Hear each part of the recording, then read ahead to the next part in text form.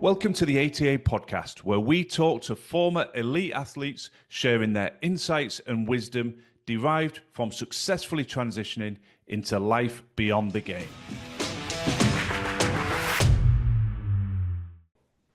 A very warm welcome to the Athlete Transition Accelerator. I'm very excited to be joined today by our co-host Carl and also by Mark Turner, a former professional cricketer, spent many years in the elite world of cricket, and joining us today to talk about his transition. So Mark, a very warm welcome. Thank you very much for your time.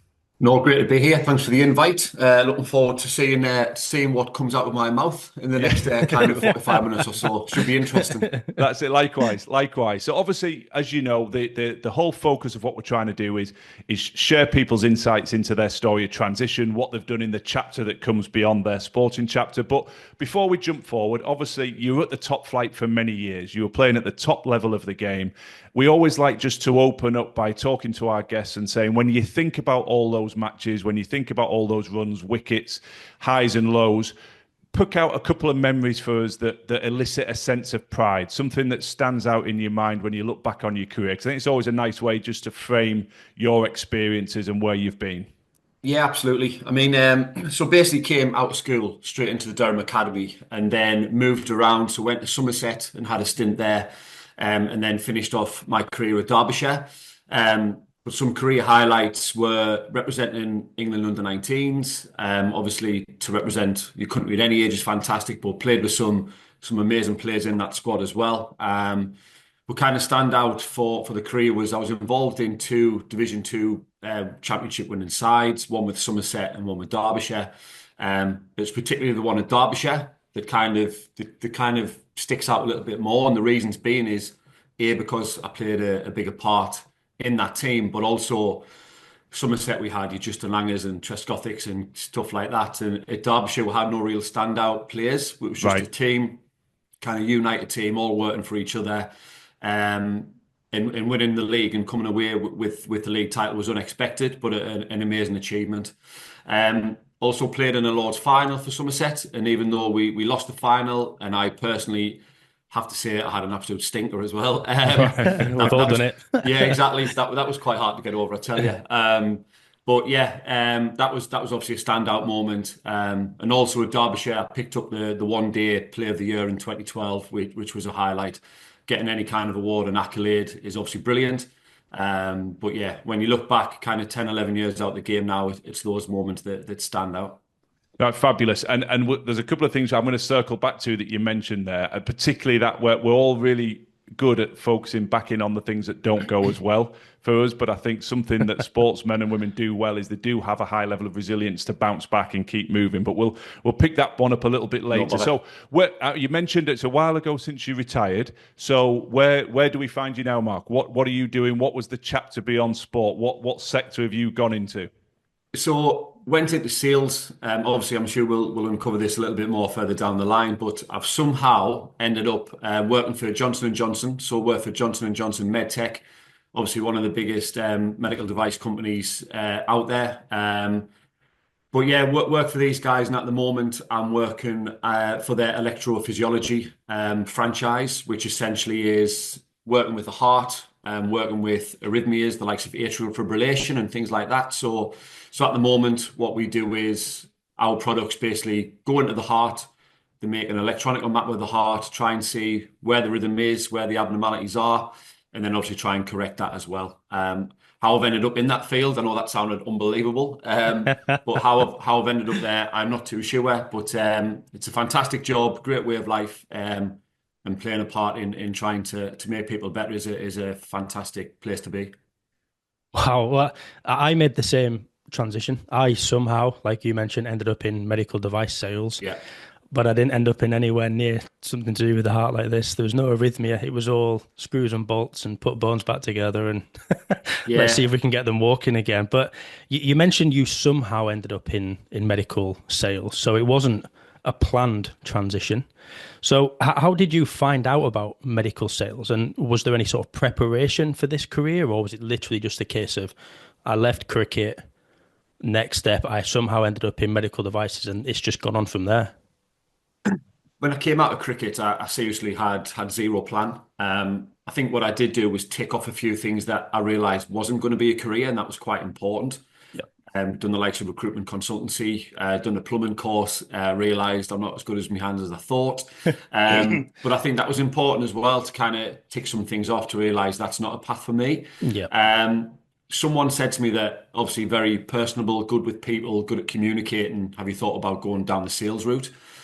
And again, I kind of put myself out there and kind of looked into things like Adidas and North Face because I thought that was just going to be a natural step going into something like kind of sporty that I know. Um, but I've got a really close friend who is in medical device sales. He's got a really good job in medical device sales, and he was the one who advised me when he saw that I was a bit lost and a bit stuck. Have you thought about medical sales? Because it's a fantastic career with great development, lots of opportunity. So it was him that basically gave me the green light, so to speak, as if to say this could be something for me to pursue and a career to look into.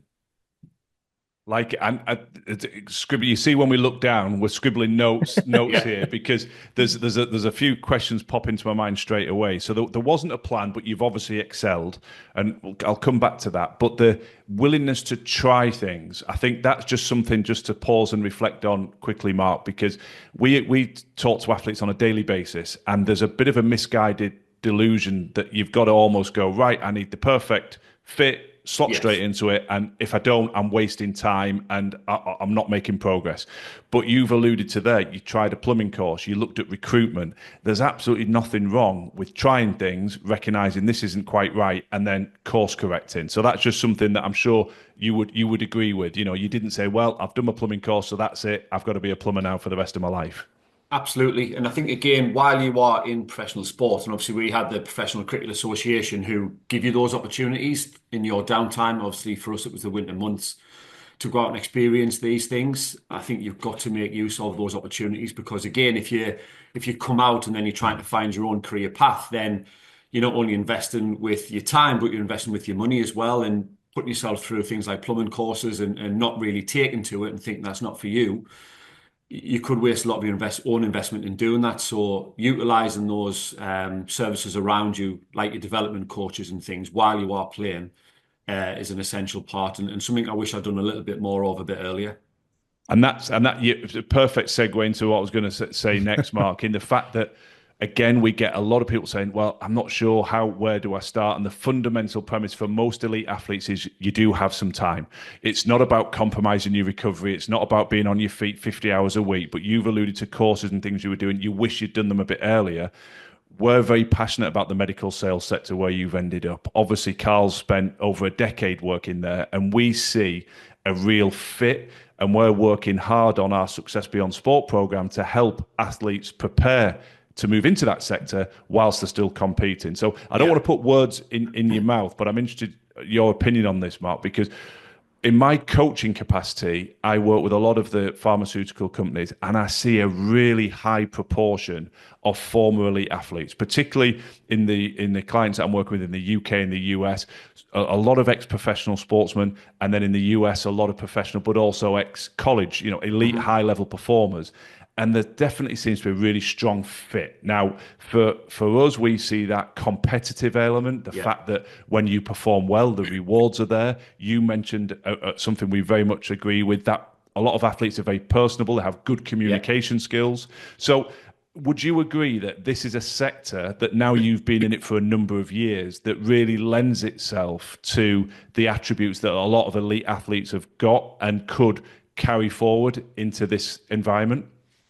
Without doubt, and I think what's important to start with, again, you heard me say that I experienced recruitment consultancy, and what I realised then, one of the big things about it was that would have been the same routine and the same day to day. And I think if I had that routine of getting up the same time, getting on the same train, getting in the same office, being with the same people every day, I genuinely think I would have found the transition a lot harder to manage. However, going into medical sales and going into this world of sales, you are much more still in control of your own diary, and every day is different. You're seeing different people, you're going to different locations. And I think that kind of mirrors the professional sport, as in you're not stuck to a routine. You've got to create your own diaries, your own path, And I think that really, really helped me moving forward and was easier to adjust to the transition without any shadow of a doubt. But yeah, I think as well, I position myself, imposter syndrome being a big thing, I position myself going into medical sales as I'm not as good as someone who's been at university for 5 years, come out with a nice shiny degree. Like, where do I fit? It wasn't until probably 2.5, 3 years working at the Johnson & Johnson where I realized my attributes, my life skills, everything that I've got, they're stuff that an education can't buy. And finally, once that penny dropped, that what I have is enough. And it's little things like some people aren't good at receiving feedback and knowing how to react to that. We're fantastic at doing that because we've been through all our careers. Handling pressure, being able to set long-term goals and understand how to slowly tick things off until you reach that goal and being accountable for those goals. Of course, the things like determination, resilience, like they're all a given. But I certainly think there are extra aspects to that that make us stand out in this line of work. I couldn't have said it better. That you've pulled out 4 or 5 there. The feedback, the pressure, the setting long-term goals, and that feedback is a challenge across all industry. Mark, Absolutely. we see it all the time that most people, as a default setting, get very defensive when there's any sort of constructive feedback. Sorry, constructive criticism.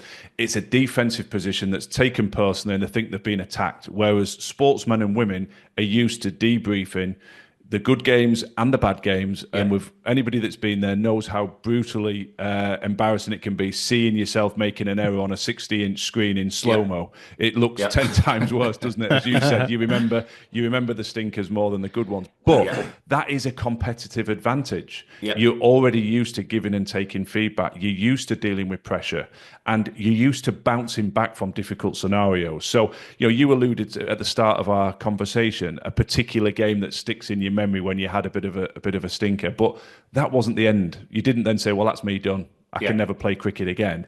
You dusted yourself off presumably and got back out there, and many of those other memories that you talked about with pride happened subsequent to that game, I imagine. They did. So that ability to bounce back is important to reference as well, I think, because sportsmen and women are good at going, that wasn't great, what can I learn from it, let me go again.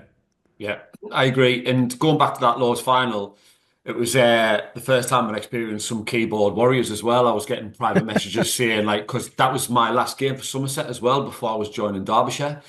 And unbelievably, the night of and then the morning after, I received probably about 6 or 7 direct messages saying, like, thank God you're leaving, like, you lost us that final.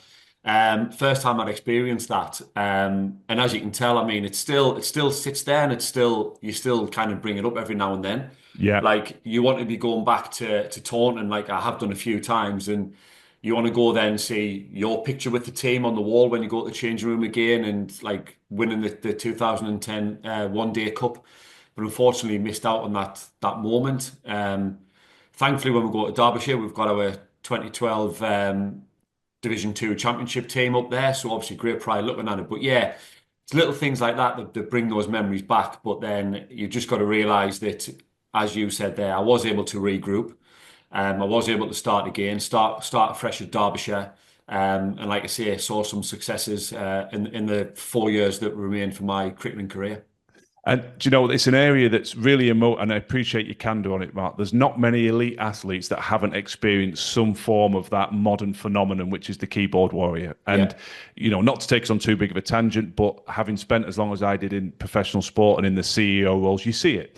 You see it in the good times. You see the fabulous aspects of sport and the unifying elements of it. And it can also bring out the worst of a minority of people. Absolutely. And often these anonymous sort of attacks, etc. And it's something that when we're doing our one-to-one coaching, we help athletes with that, because it isn't personal. And it's a quick point to make, because this comes up a lot when we're doing the one-to-one coaching. Great piece of advice I got years ago is don't take criticism from people. Don't take criticism personally from people you don't know personally. Yeah. Often these people they don't know you, they don't know what you were going through or what was going, but it comes in and it can hurt. Whereas if you were getting that criticism from people inside the dressing room, for example, or somebody that knows everything that you're dealing with, it's got a different context. But where's the upside to it? the tough times make you stronger. And nobody wants to be on the receiving end of difficult experiences in sport or difficult experiences like that, where you got that very unique, because it is more unique to sport, probably sport and politics, where people feel there's a right to express direct messages and abuse. Doesn't tend to happen. I wouldn't have thought too many people are sending you DMs at Johnson and Johnson about your strategy. It doesn't tend to happen, does it? So, not yet, anyway. Fingers could touch wood. But it does give you some inner strength and resolve, whether you're consciously aware of it or not. It does help you in the future. Yeah, of course it does. I think the element you've touched on there, you've given some great attributes around how athletes can step into this space, why they've got an ability to succeed. The imposter syndrome, something else that you mentioned, and again, very brief, this comes up a lot, but for anybody that's perhaps listening to this episode, the first ever episode, we always like to sort of reposition imposter syndrome. You're not an imposter, you're just out of your comfort zone. Yeah. You're just experiencing change. So in your world, Mark, I'd use the analogy, the first time you stepped out of academy cricket into senior top class cricket, it'll have felt a lot more uncomfortable probably than it did in your 10th or 11th season. You get used to that. And the same you've probably experienced at Johnson & Johnson, because I know you've worked really well, worked up through the ranks. Every time you move up a level, it feels uncomfortable again. Then you start to adapt. Then you move up a level, and guess what? It feels uncomfortable. That doesn't mean you're an imposter. It just means you're doing the right thing. You're pushing yourself into challenging areas to grow. Would you agree with that sort of summation? Yeah, I agree. Definitely. Again, it's that mindset and how you position it yourself and how you overcome those feelings. And again, thankfully, through experiences that we go through as sports people, you position yourself quite well to do that. It's just because it's a new and different environment. Like if someone said to me, bowl a Yorker last over, I'd be confident in doing that. If someone said to me something linked to the corporate world that I'm in now, then it's obviously a different mindset. But you've got the same approach and the same kind of mental approach to it to get over and get through those kind of things. But you're right, and I think I'm proud of myself that I've continued to push myself and get out of that comfort zone. As you said, I mean, I had 4 years working for Ethicon. Obviously, Johnson & Johnson MedTech have got a lot of franchises. I had 4 years working for Ethicon, which was more like general surgery, dealing with the likes of your bowel cancer removals and stuff like that.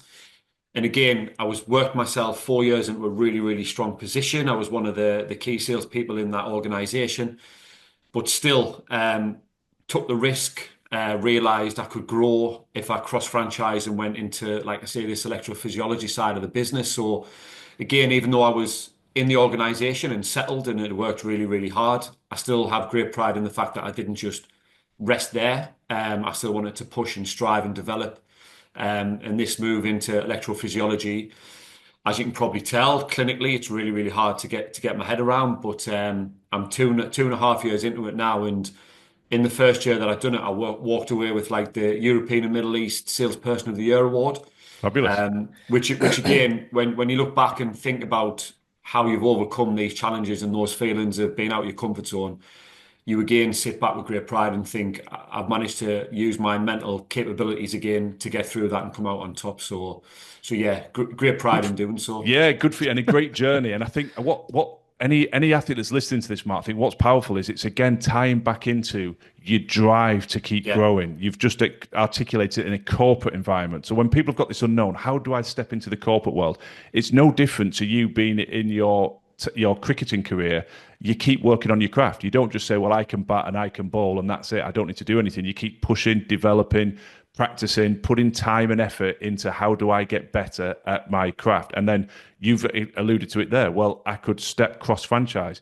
I don't know everything, but if I work hard, if I go and seek out the answers, it's the same drive. And I think that's a key attribute that we keep reinforcing a lot. The drive that made you want to train, want to practice, want to spend time in the nets in your world and really groove your skills. Well, that drive's going to serve you well. You won't lose that drive. You just got to have the confidence to step forward and keep moving forward and pursuing your dreams. Yeah, no, totally agree. And I think as well, one important thing that I learned quite early is getting a good network of people around you that you trust. Obviously, you said it there when you talk about people who have given you a bit of online abuse and stuff like that. They're not the people to listen to. But again, getting that core group, that network within your organization and that industry, because again, I might not know the path that's been created for me or where I can go, where the opportunities lie. But if you put yourself out there and show willing, and get in touch with these directors at organizations and ensure that you want to progress and move through the ranks, because organizations in this industry have so many different numbers, so many different bodies. It's easy to get lost and just become a number. Yeah. And that was a bit of early advice. And of course, when I first came into it, I was that shy person, just taking a step back, just saying, I can't progress in this company. Like, how am I going to do that? But when you get your confidence and you start speaking to people and following their journey and seeing what they're doing, you start following that path yourself, and having that network of people to trust has been a massive part of why I've had the confidence to keep pushing and progressing. It's another fabulous piece of advice, and again, you'd frame it for the athlete listening. It's no different to going to the senior players when you step into a new group, squad, dressing room. There's people in there. You talked about the Langers and people like that you've played with, where actually if you go and pick their brains, go and have a coffee with them, you do it in a sporting context. So still embrace that and do it in a business context. And that's the very essence of this podcast, Mark. We're giving people a chance virtually to be mentored by people like yourself, to hear their journey. Well, you can go out and you can find the equivalent of you in their own ecosystem and say, well, what can I learn from them? And I think that probably takes us nice into the next question that's in my mind as I'm listening to you. But obviously, it's a few years now since you stepped out of sport. You've mentioned a few things about you wish you'd done X and Y when you were still playing. So if you could perhaps bring it into a do's and don'ts. So for people that are still competing, starting to think about life after sport, or perhaps they think, well, that's a long way down the track, wherever they are on their journey, I think it's always nice to hear the do's and don'ts. Can you think of a couple of things that you say, well, if I was passing on advice to people walking the path I've walked, here's a couple of things I'd say, do this, and a couple of try and avoid this, a couple of don'ts. What comes to mind on that question? Yeah, absolutely. And I think as well, some of the things that I'm feeling back here from speaking to other like former colleagues as well who have progressed out after cricket as well. So I think first things first is we'll talk about network. I think you've really got to grow that network outside of the sports bubble, and try and get some contacts outside of that sports bubble. I think sometimes you have an understanding of you're going to be protected by somebody who you know in the sporting world is going to offer you a hook, offer you a line to kind of progress after that. But then you find that when you're out of the sporting environment, those people soon can go away, and the people that you thought were going to do you a favour aren't there for you. It's quite interesting actually. So I think growing that network outside of the sports bubble is crucial. A great bit of advice was that when we're doing these sponsored events, the likes of your golf days and things like that, it's sometimes things that we can take for granted and see as a bit of a chore. But you don't know who you're speaking to. So you've always got to represent yourself to the fullest, to the best. But you might be paired with someone who's the CEO of some company or something like that. And obviously you're selling yourself all the time.